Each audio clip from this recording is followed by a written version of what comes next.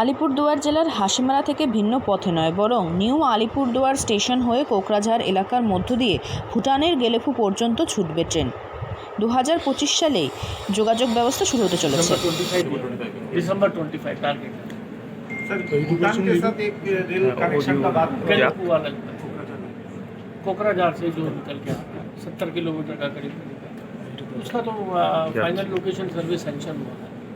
तो final location survey जो FLS होता है उससे पूरा अलाइनमेंट आप फिक्स करते हैं। सर्वे यहाँ से ट्राई तो वो अलाइनमेंट फिक्स होने के बाद में फिर उसके बेसिस पे हम लोग अपने एस्टिमेट्स और सब बनाते हैं। ভারতীয় রেল সূত্রে জানা গিয়েছে 3000 কোটি টাকা ব্যয়ে তৈরি হচ্ছে রেলপথ। এটাই হবে ভারত ভুটানের মধ্যে প্রথম cross border rail line link. ভারতের তরফে দুই দেশের মধ্যে প্রথম ক্রস বর্ডার রেল লাইন লিঙ্কের ফাইনালাইজ লোকেশন সার্ভে শেষ। খুব তাড়াতাড়ি রেল লাইনের কাজ শুরু হবে, এমনটাই জানালেন উত্তর পূর্ব সীমান্ত রেলের জেনারেল ম্যানেজার চেতন কুমার শ্রীবাস্তব।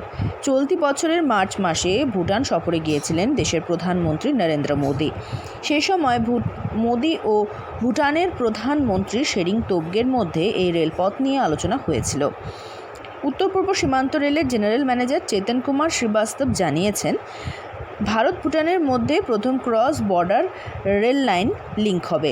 ভারতের কোকরাঝাড় থেকে ভুটানের গেলেফু পর্যন্ত 70 কিলোমিটার দীর্ঘ হবে এই রেলপথ। রেল লাইনের জন্য টাকা কারা দেবে সেটি দু দেশের মধ্যে আলোচনা হবে।